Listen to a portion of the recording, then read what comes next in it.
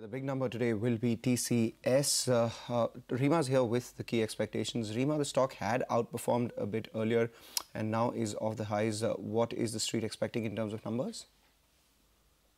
Well, we are expecting TCS to report strong numbers this time around. One, on the back of improving outlook in BFSI and retail. Secondly, because of the strong deal wins announced by the company since last year.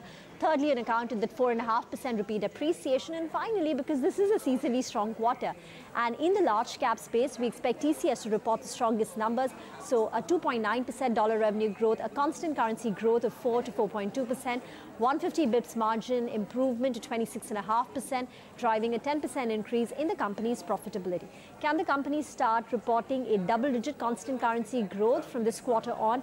In the prior quarter, it got very close. It was a 9.3% year-on-year growth that it reported, and the street expects the company to report full-year double-digit growth. So JP Morgan puts its constant currency growth expectations at 11.3% for FY19. Secondly, and the more important aspect will be the management commentary on margins, especially given the rupee depreciation. Will they look to reinvest it back in the business, or will it start reflecting in the reported numbers? And what happens to the company's aspirational margin band of 26 to 28%? Can they end the year with margins within that band? Apart from that, you want to hear the management saying that the BFSI and retail demand is sustaining. Also, the outlook on deal wins. Q1 was the first time the company reported, the total quantum of deal wins. They said it was $4.9 billion.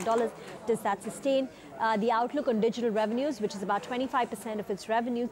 And also, if trade-related tensions are hurting the macroeconomic growth, that could be a risk on the sidelines. Now, the stock has done very well. It's been a 55% jump for TCS so far in 2018.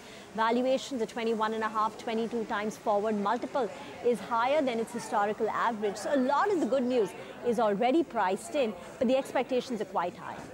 All right, expectations are quite high, so catch the management only on cnbc TV 18 at 5:15 today as the results hit the screens. But what is hitting the screens is a sharp rout of the bear sentiment right now. The Asian markets, they have extended their cuts. The Nikkei almost down 900 points. When we started the show, was down about 750, 780 points, as well as the Hang Seng, which has opened about a 800-point lower. Shanghai too lower by about 2.5%. The Korean index at the low point of the day sitting closer with a cut of about 3%. The Taiwanese index, the least, the biggest fall out there, 545 points shaved off the Taiwanese index. All of this taking the SGX Nifty lower by about 200 points, 240 as we speak.